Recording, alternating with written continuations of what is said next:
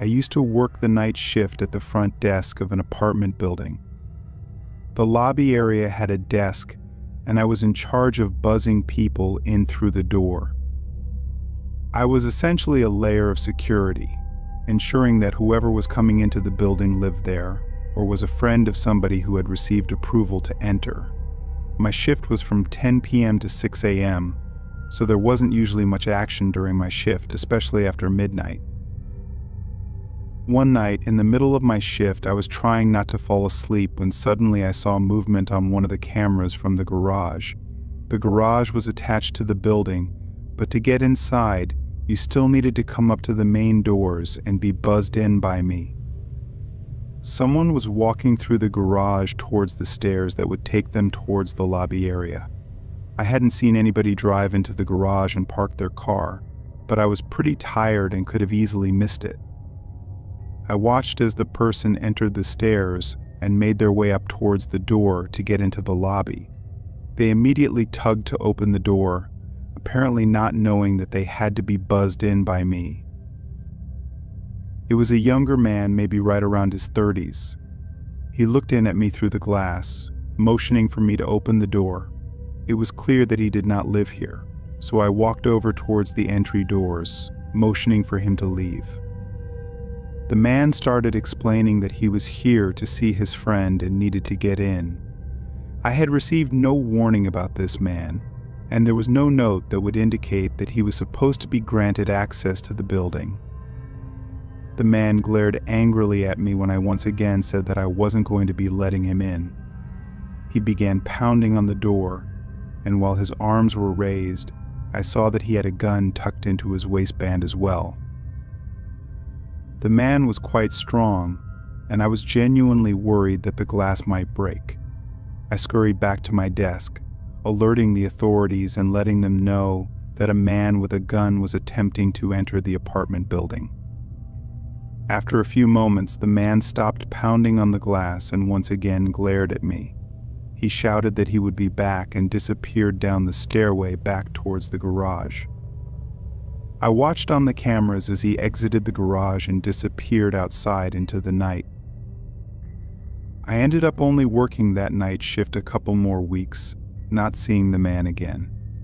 I have no idea if he ever showed up overnight again since I had stopped working there, but I wished the next night shift worker good luck if they ever did or do see him again.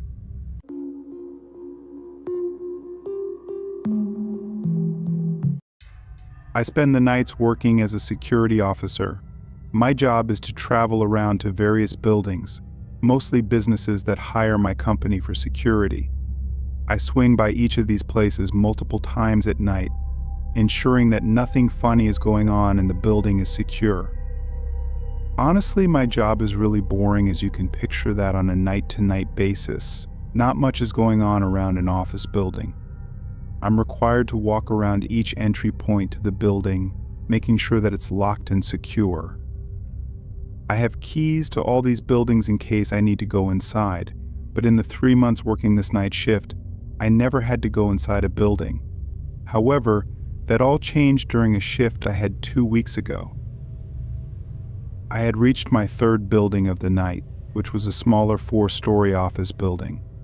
I made my rounds around the perimeter of the building, shining my light up at windows, ensuring they were intact, and pulling on doors, making sure they were locked. I circled around to the backside of the building when I did. I was shocked to see that a door was not only unlocked but also propped open. I never had to deal with a situation like this before, and, quite frankly, I was nervous to go inside the building. I maneuvered my way through the building, moving very slowly and shining my flashlight into every room and corner. It took me a while, especially since I was nervous, but I made my way through all 4 floors of the building without seeing anything unusual. I made my way back to the door that had been left open, removing the prop in the door and locking it behind me. I continued my rounds, making my way through the rest of the buildings that needed to be checked for the night. I decided to head back over to the office building that I had walked through earlier to make sure that everything was okay. I pulled my truck into the parking lot and began walking around the building, doing rounds once more. To my surprise, the same back exit was once again unlocked and propped open. At this point, I was very confused. There wasn't supposed to be anyone still in the building this late, and there were no lights inside that I could see. I reluctantly entered the office building once again and searched it from top to bottom, this time even calling out multiple times to see if anyone was there. Once again, I saw and heard nothing unusual my entire trip throughout the building. I returned to the back exit and saw that the door was now closed. I hadn't unpropped the door when I first entered the building, but now the door was closed and the brick that had been used to prop it open was nowhere in sight. Again, this was my first time having to enter a building while I had this job, so I was a little scared at this point. I quickly locked the door and hurried back to the safety of my truck.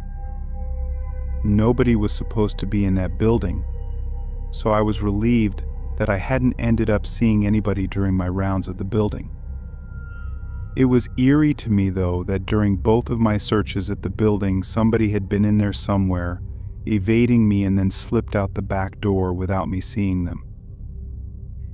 I called the office building the next day, asking if anything important was missing or had been stolen, but nothing they were aware of was gone. I still currently work the security night shift job, but haven't had any nights like that one at the office building since then.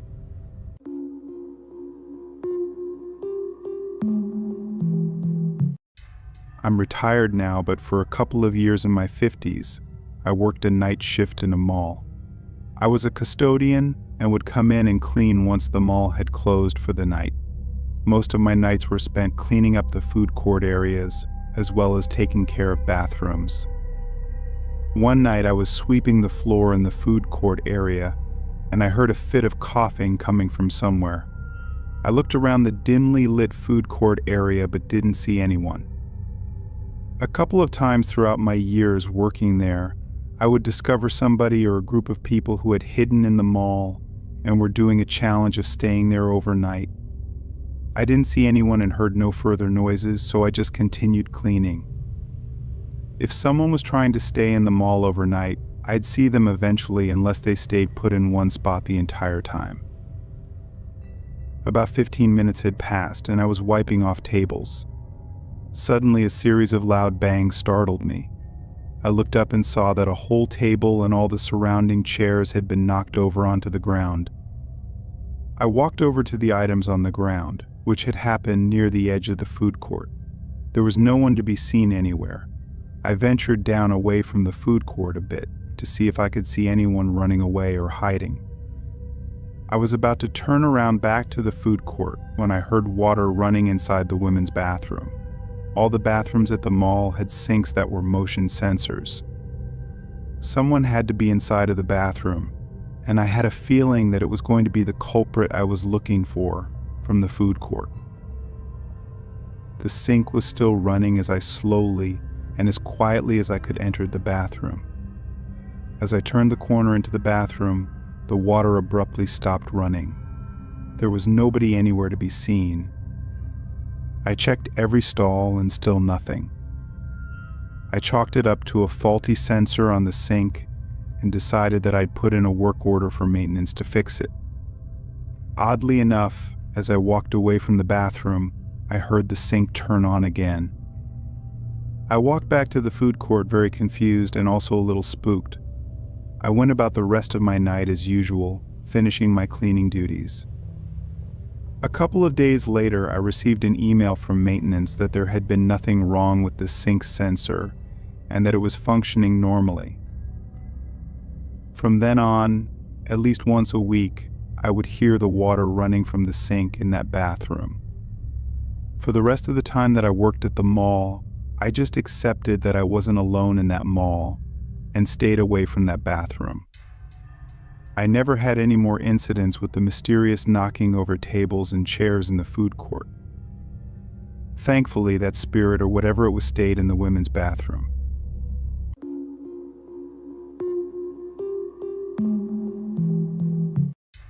I used to work night shift security, and by far the scariest thing I ever encountered was when I chanced upon a robbery in progress.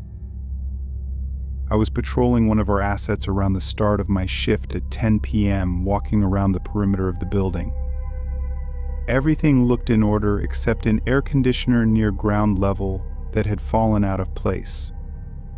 The air conditioner didn't fit well in the hole, so there had been a wooden plank to prop it up and keep it in place. I assumed that the stick had somehow been nudged and the AC unit had fallen out of place. It wasn't very heavy, so I propped the air conditioner back into its hole in the wall, positioning the stick to keep it in place. I continued my walk around the building, reaching the next window, and to my surprise, someone was there. The light in the room wasn't on, but there was a bit of light entering the room from the hallway that the office space was connected to. It wasn't uncommon for a worker to be working late on a project or either use their code to re-enter the building and grab something they had forgotten earlier. I pressed my face to the glass to see who it was and if I would recognize them.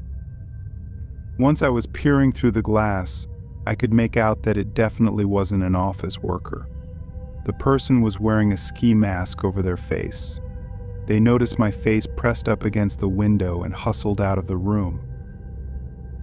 Realizing that a robbery was in progress, I quickly put 2 and 2 together, figuring out that the fallen air conditioning unit hole was most likely the way they had entered the building. I immediately pressed a button on my phone in an app that my company used to notify police if they needed to send cars to my location. I was still standing only about 100 feet away from the AC unit, so I ran over to see if that was going to be how the perpetrator would attempt to escape. Sure enough, shortly after I had reached the AC unit, it came flying out at me as the intruder pushed it forcefully from inside. The AC unit was knocked straight backwards into my chest, and I watched as the person in the ski mask flew through the hole in the wall, barreling into me and the AC unit that I had somehow managed to catch. The suspect ran into a nearby neighborhood, but the police arrived soon after and had them cornered in a city block, shutting down the entire street and eventually capturing them. It felt good to say that I had stopped an attempted robbery in progress, but I'll never forget the image of the person flying through a dark hole in the wall directly into me. It was quite terrifying, and I had nightmares about it for the next couple of nights.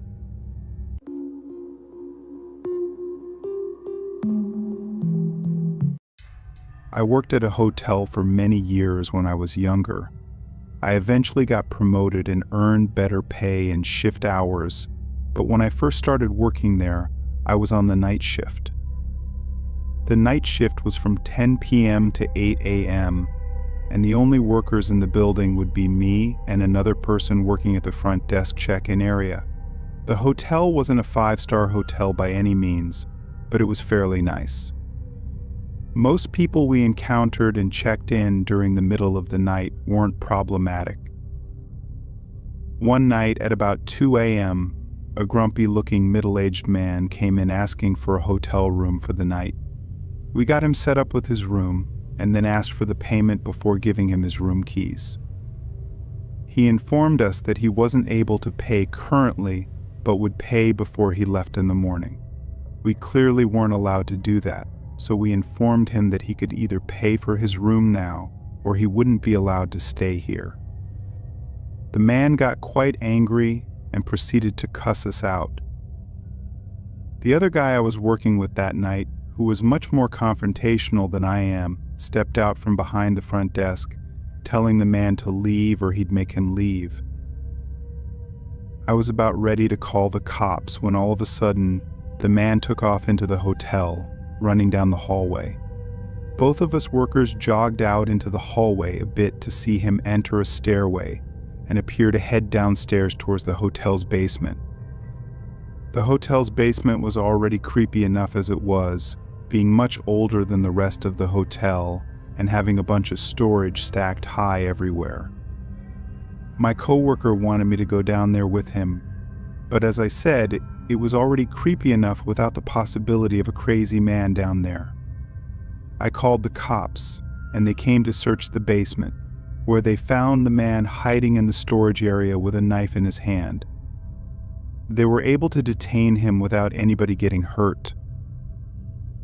I'm so glad that I didn't let my coworker talk me into going down there. Who knows what the man would have done if it had only been us two to find him down there instead of a group of police officers. We didn't get any more shady characters like that during the time that I was on the night shift, but I still felt a bit relieved when I got promoted and was able to work regular hours during the daytime.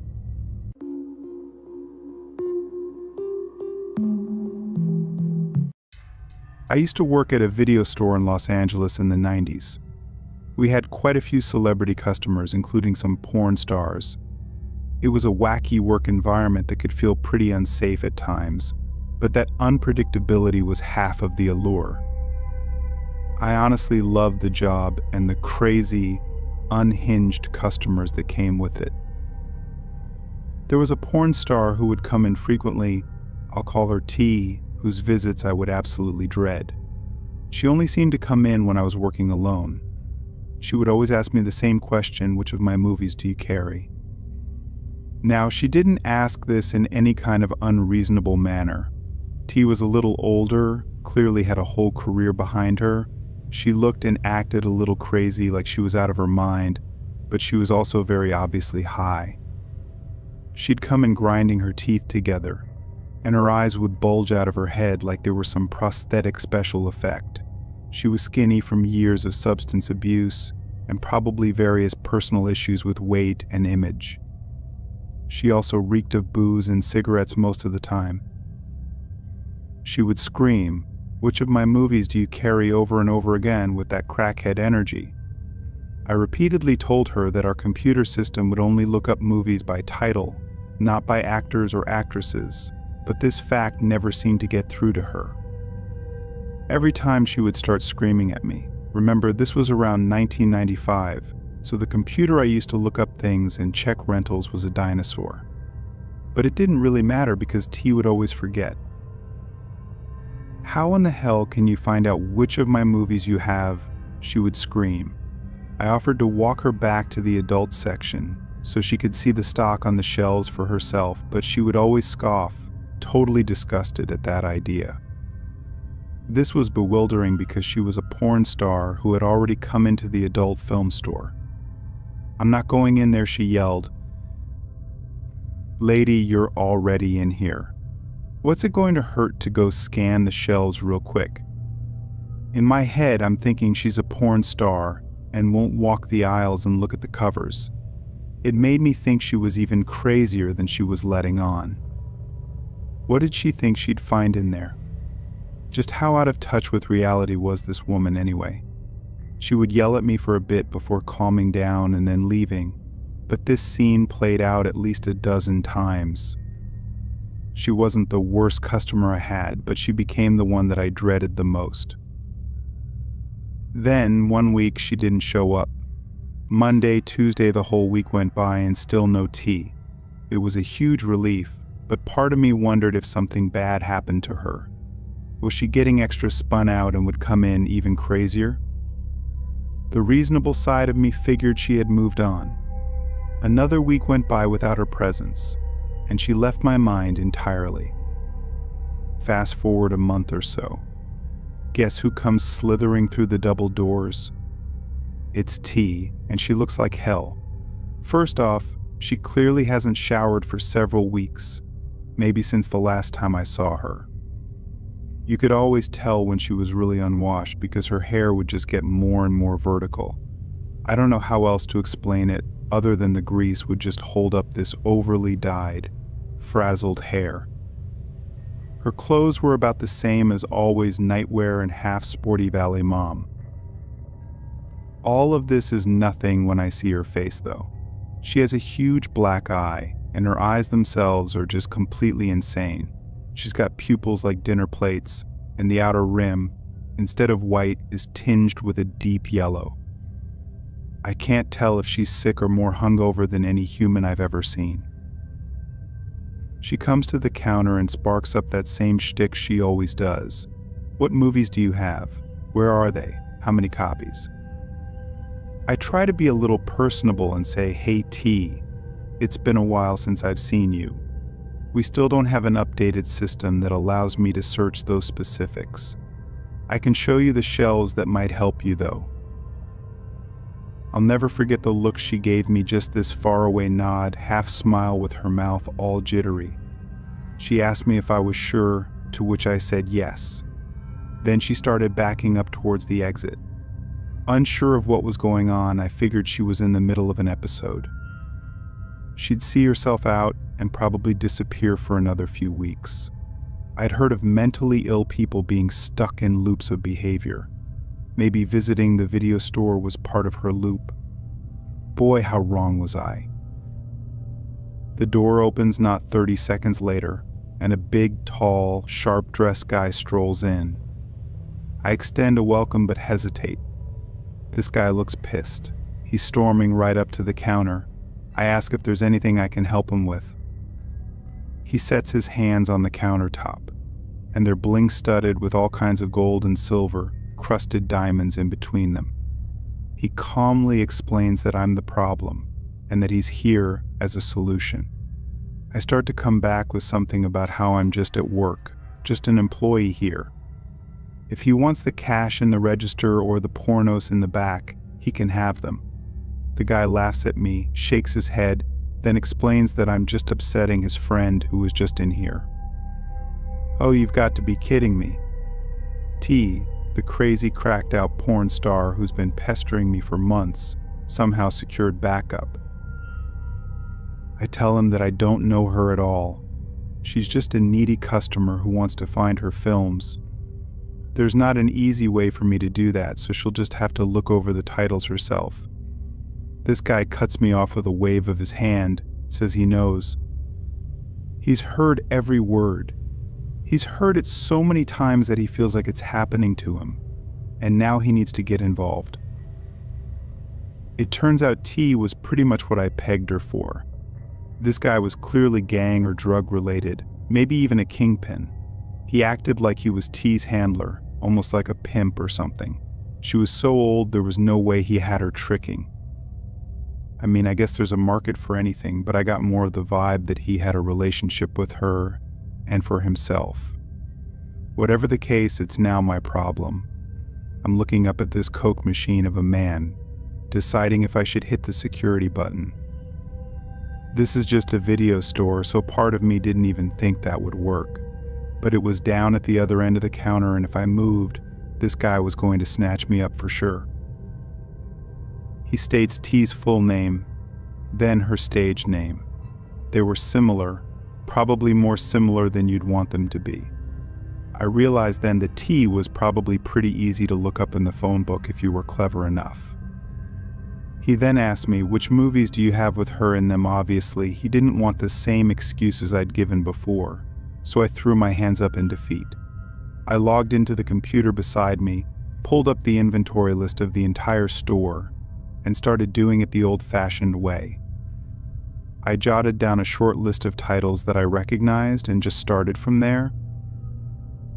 It took me almost an hour to find every single tape, constantly double-checking the shelves and discount racks for hidden copies. The whole time, that guy just casually followed me around, not saying a word, just watching me gather them all up in a tub on the counter. He'd crack his knuckles, roll his neck, textbook intimidation stuff. It was like a scene from Goodfellas. It was only after I started to pile up all the tapes that I realized just how extensive T's career was.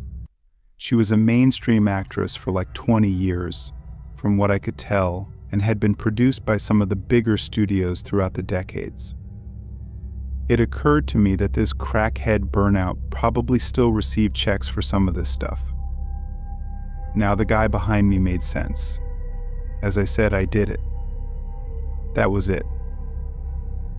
I told him it'd take me a minute to wring them all out. He asked what I meant by that. I said a charge for all the films.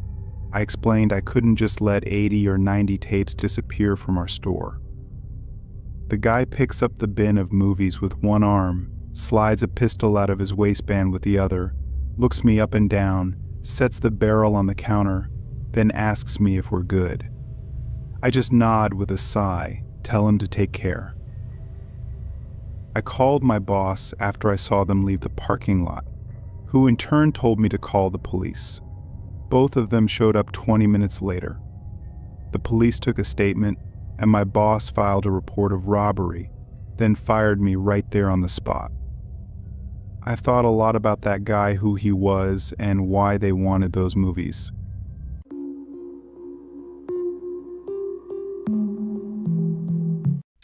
It was a cool and clear evening, the kind where the air is crisp and the stars are bright. I had just finished a late shift at the diner and decided to take a different route home to enjoy the serene night. My usual path felt too mundane for such a beautiful evening. I took a detour through the park, which was dimly lit but familiar to me. The stillness of the park was comforting, and I felt a sense of peace as I walked along the winding paths. As I approached the playground, I noticed a figure sitting on one of the swings. It was unusual to see someone there so late, but I didn't think much of it. Drawing closer, I saw that it was a young woman, probably in her early 20s.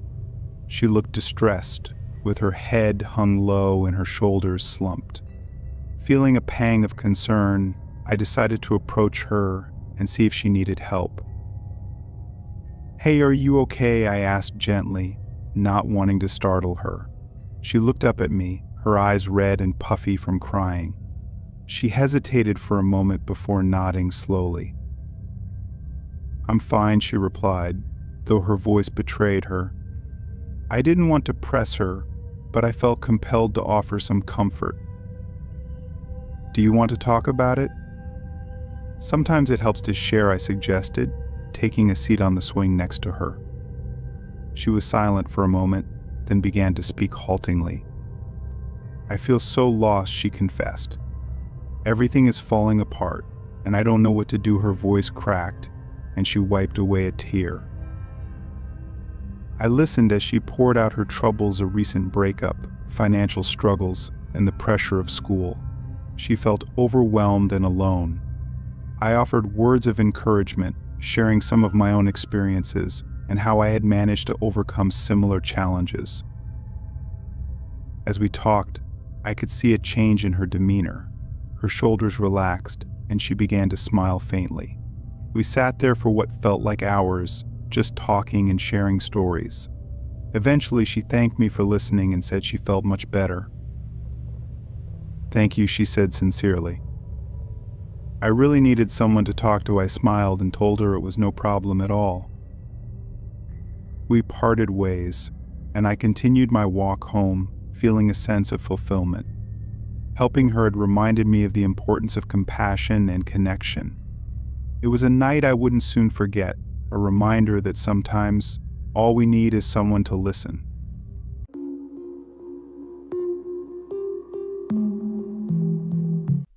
It was a typical Monday morning. I was running late for work, rushing through my usual routine. As I dashed out the door, I realized I had forgotten my phone inside. I hurried back, grabbed it, and sprinted to the bus stop, hoping I hadn't missed my bus. Fortunately, the bus was a few minutes late, giving me just enough time to catch it. I boarded quickly, found an empty seat, and settled in for the ride. The bus was crowded, as usual, with people glued to their phones or staring out the windows.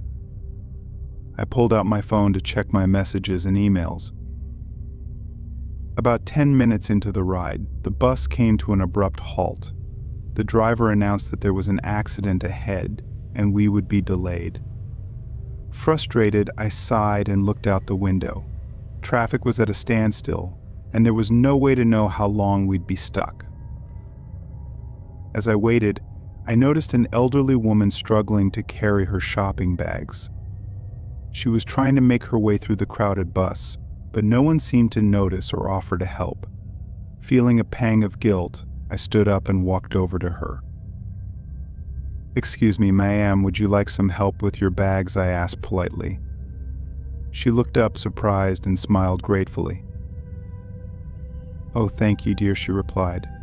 "That would be wonderful." I took the bags from her and helped her find a seat. She thanked me again and struck up a conversation. We chatted for the rest of the bus ride. She told me about her family, her grandchildren, and her life in the city. Her stories were captivating, and I found myself genuinely enjoying her company. She had a warmth and kindness that made me feel at ease. Finally, the bus began moving again, and we reached our destination. I helped her off the bus and carried her bags to her apartment building, which was a few blocks away. She thanked me profusely and insisted on giving me a small token of appreciation, a homemade cookie she had baked that morning. I smiled and accepted the cookie, feeling a sense of satisfaction. Helping her had turned my frustrating morning into a pleasant and memorable experience. As I walked to work, I couldn't help but think about how small acts of kindness can make a big difference in someone's day.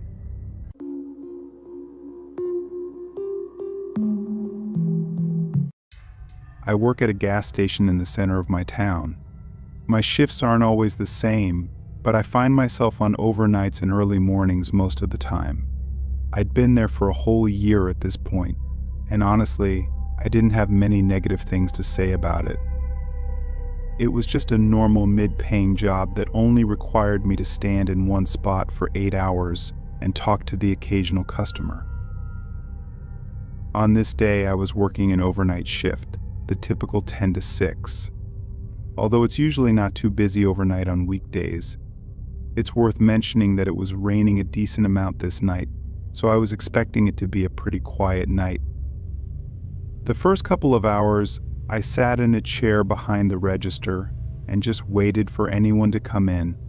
I got a few people who paid for gas with cash, but by 12:30 or 1-ish, it was pretty much dead. No customers were coming inside, and barely anyone was even getting gas outside. With absolutely no customers, I went around the counter and started fixing up the shelves a bit. They weren't too bad, but it was just a way to keep myself busy. As I was doing this, I had my back facing the windows, but I saw headlights glare through the store as someone pulled into the pumping stations. I didn't look because there was nothing interesting about it. Just some guy pulling in to get gas. I kept on tidying up the shelves for maybe 10 or so minutes before I unconsciously glanced out the window. The car was still there by one of the pumps, with a man standing right next to it. As soon as I looked, the man shifted away, making it obvious that he was looking at me. After seeing that, I felt really weirded out, especially since they'd been there supposedly pumping gas for a whole 10 minutes. I went back to the counter, then checked out the window again 30 seconds later, seeing the man getting in his car. The headlights flashed a few times like he was trying and failing to turn it on, but he eventually got it running and drove away in a hurry. I stood there and just looked out the window for a minute, and something just really didn't seem right. I got an idea and pulled up the recent transactions for the pump he was at. The last time it was used was hours ago. He was there for 10 minutes, with no reason at all other than watching me through the windows. I stayed behind the counter for a while, trying to just wait out the rest of my shift. A few more cars came and went, and then it got really quiet again for a while. Around 3 a.m., I heard something outside. The rain was heavy, but a rhythmic shuffling noise on the ground was barely audible through it, footsteps right along the side of the building, moving toward the back. I tried to look out the window, but there was no good view. I did notice that no cars were in the parking lot or by the pumps though. I quickly left the counter and went to the back door, which was a heavy metal door that had no windows or anything on it. I pressed my ear against it and listened as the footsteps got louder and louder until they were right on the other side of the door. My eyes moved to the handle, waiting in the silence before the handle turned slowly and slightly, but it got caught by the lock. It went quiet again for almost a whole minute. Then a man's voice grunted in frustration as a sudden sharp sound slid across the other side of the door. Footsteps followed soon after, leaving and going back to the side of the gas station. I ran back to the front, waiting to see them walking away, but didn't get any sight of them. Acting quickly, I picked up the store phone and dialed 911, hoping they could catch him before he got too far. I didn't know what was really happening, but someone trying to get in through the back door had to have intended something bad. When the cops arrived, they didn't find the man, but they did find a car on the side of the road less than a quarter mile away, the same car I'd seen earlier with the man who was watching me. It had run out of gas and had mismatching license plates. It turned out to be a stolen car from 2 states over. The other thing they found was a long scrape across the back door made by a sharp metal object, likely a knife. Knowing all these details, I think I actually got extremely lucky, as the man was probably on the run already and could have been planning something bad.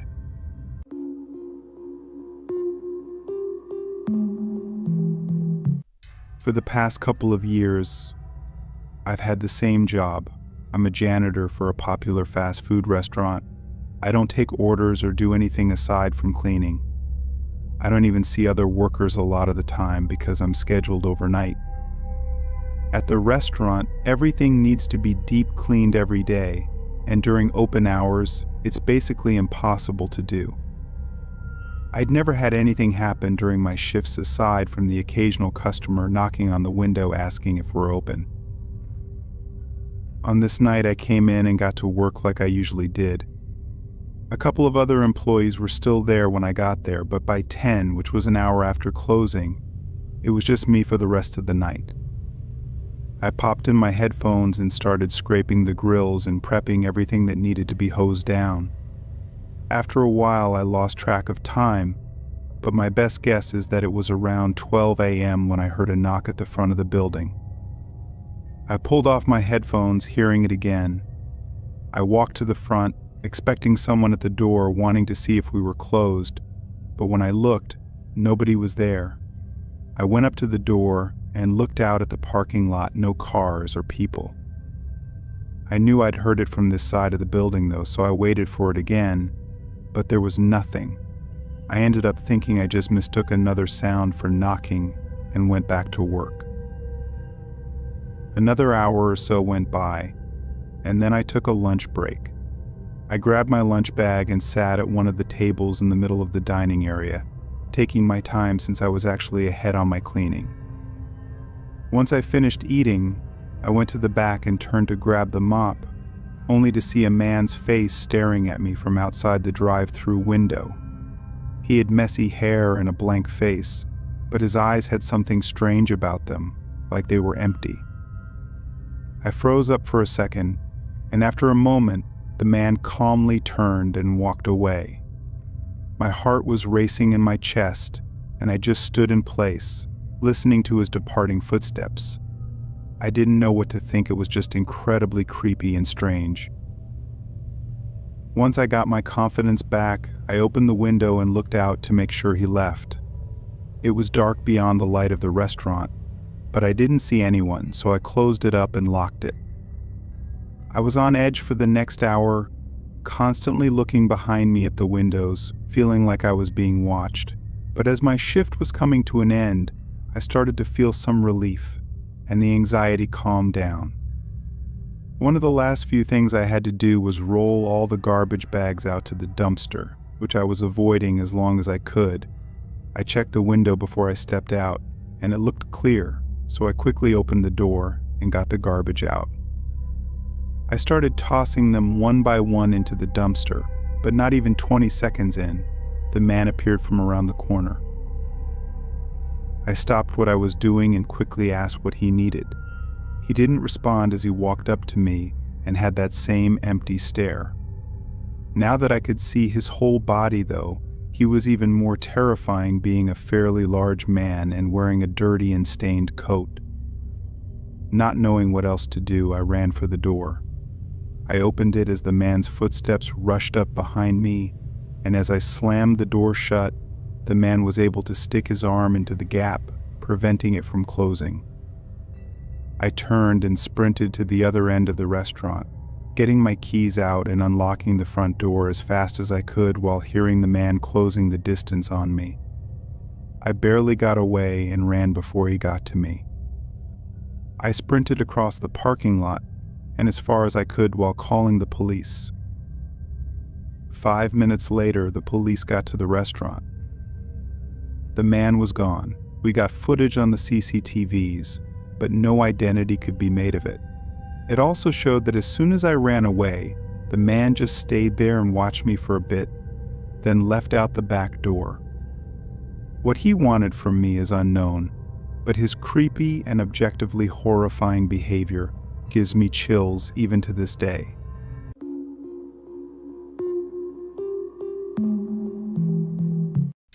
I was working late at the office one night. We have a big 2-story building in a business complex, and sometimes if we have to catch up on work, we kind of have to stay late. I had taken 2 sick days the week before, so I really had to get my project done and didn't have much time left to do it. I planned to stay a few hours this night and a few hours the next night to get caught up, leaving anywhere between 1 and 2 a.m. Often others would be there late as well, but this night it was just me. I was working at my desk, which was in the middle of a room full of desks. As I typed away on my laptop, I started to get a little drowsy. After fighting it for a bit, I got up to make some coffee in the break room. I started the machine and leaned against the table, barely keeping my eyes open as it slowly poured into the mug. A sudden thud shook me awake. It sounded like it was downstairs, but it was really loud, resonating through the whole building. Nothing followed the sound though, it was just the one thud. I walked over to the doorway and looked out at the stairs, debating whether or not to see what it was. Honestly, I was so tired I thought it had to just be something falling in one of the rooms downstairs and chose not to investigate. I grabbed my mug and went back to my desk, continuing to work. I sat there for an hour non-stop working, but the coffee really wasn't fixing my sleepiness problem. I kept working, trying to power through it, but I was only prolonging the inevitable. At some point, I dozed off at my desk. When my eyes opened, I remember being immediately irritated and somewhat dizzy, like I'd been annoyingly woken up from a deep sleep. As I regained my senses, I noticed a sound coming from somewhere in the building. It was a beep, sounding every 4 or 5 seconds, but very faint. I looked at my laptop. Seeing it was nearly 2 a.m., I decided it wasn't worth trying to work anymore. So I packed up my things and brought them with me as I left the room to both check on the beeping and to leave afterwards. As I got to the stairwell, the beeping started to make me nervous. I'd never heard it before, and there was something eerie about it. Maybe I was too tired before to fully comprehend it. I walked down the staircase, and now with the beeping much louder, I peered into the long main hallway. At the far end, there was a metal rod laying on the ground right in front of the open entrance door. I felt blood rush from my face, knowing it should be locked up and realizing the beeping was from the building's security system. With nothing but instinct to go off of, I ran to the opposite end of the hallway and out the back door, getting in my car to call for help. Although I was out of the building, what I learned next was far more terrifying. Police pulled in and searched around, not finding anyone or anything.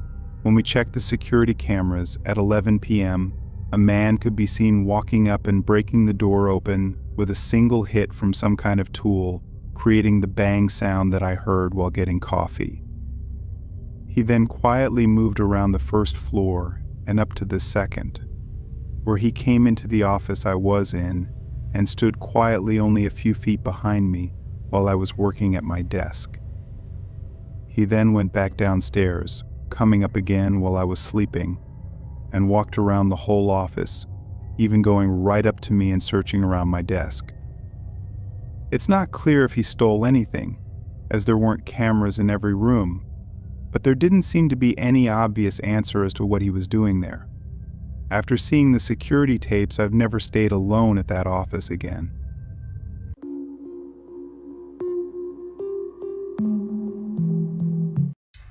When it comes to the graveyard shift, almost every employee tries to avoid it.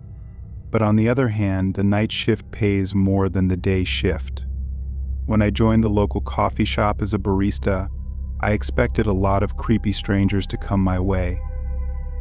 Drunk dudes who try to hit on you and crazy old ladies that scream at you for no reason soon became a daily dose of my entertainment. The coffee shop is generally operated by a drive-through during the day. Apart from me, there was another girl named Susie. Susie and I became good friends in very little time. She was always jolly and went the extra mile to serve the customers. I admired her level of patience in handling rude and creepy customers. But one night, when Susie was stuck at home with a fever, I was assigned to pull the all-nighter. The owner offered me double pay, hence I couldn't resist.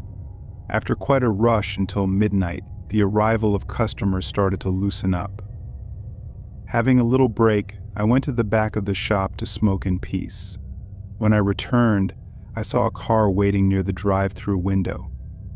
A tall man was lunging from the passenger seat window, peeking inside the drive-through. I quickly got in, apologizing in a polite tone. "Welcome to Super Coffee, sir." "Sorry to keep you waiting." Once he saw me, he went back to his seat. I stood near the window and asked, "What would you like to order, sir?" "Where were you?" he asked. I went to take the trash out." Suddenly he came real close to my face and started smelling in a very creepy way. He sniffed me like a dog and then let out a huge grin. "Why do you smell like cigarettes then?"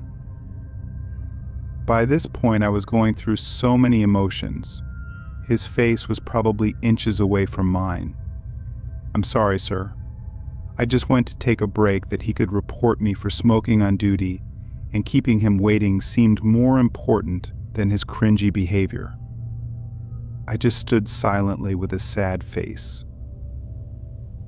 "Don't worry, I won't report you." He slowly went back into his car and gave his order. I smiled awkwardly, but felt a little relieved that he at least understood my situation.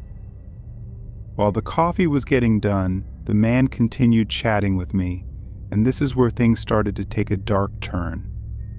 He took out a small fishing hook from his pocket and began picking his teeth with it.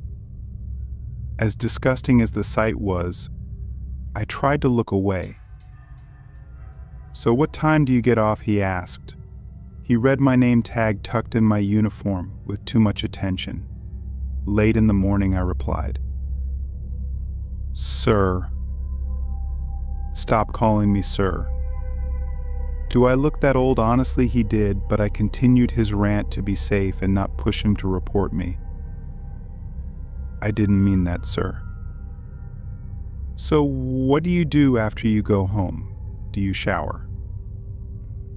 "Excuse me? What?" "Come on, no need to be mad. It's just a basic question." I don't think I need to answer that I poured his coffee and placed it right in the window. "Here's your coffee. That'll be $2.70. "Don't you think you should hand me that coffee yourself?" His voice changed, and I got goosebumps. With shaking hands, I grabbed the cup and raised it toward him. He suddenly grabbed my hand and smashed the coffee cup. Hot, boiling coffee splashed on my skin and his too.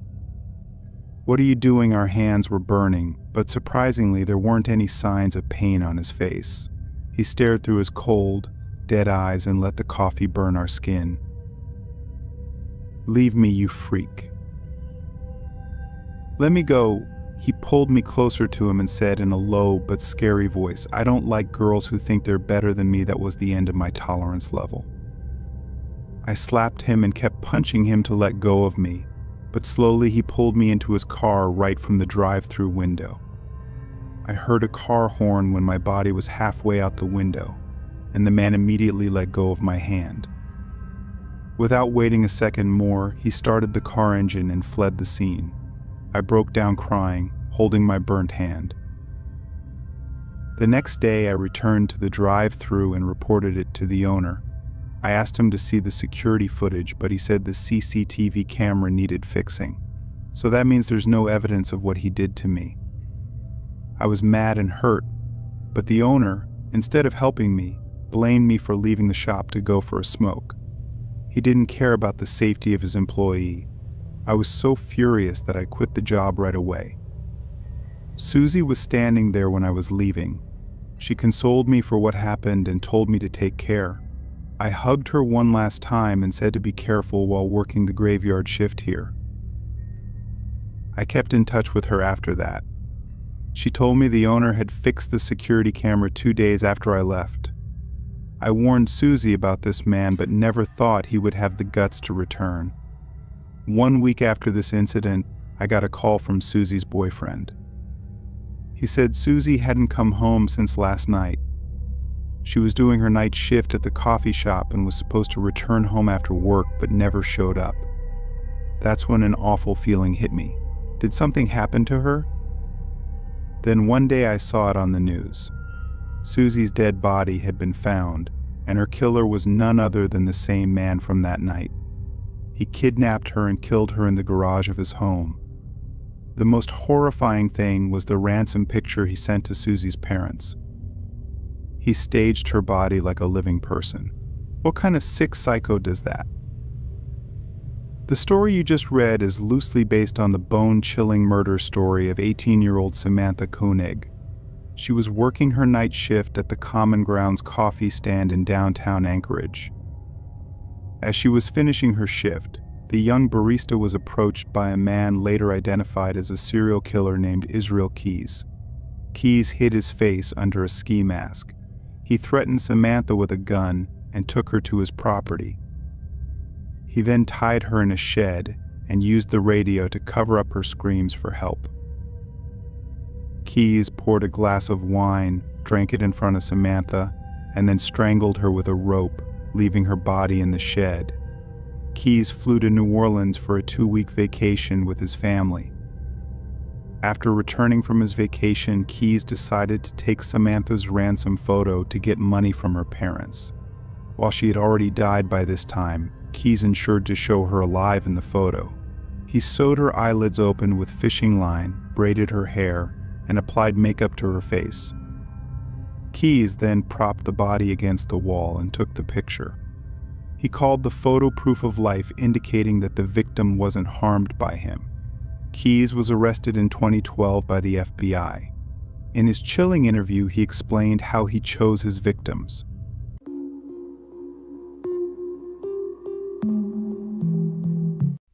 The days were getting darker and gloomier as winter set in. The strong winds in the small town of Bennington, Vermont, made the chill unbearable. My wife, Julie, and I had recently moved into our new home, an old Victorian house on the outskirts of town. We thought it would be the perfect place to start a family. The house had been vacant for years, and it took us a lot of effort to clean it up and make it livable.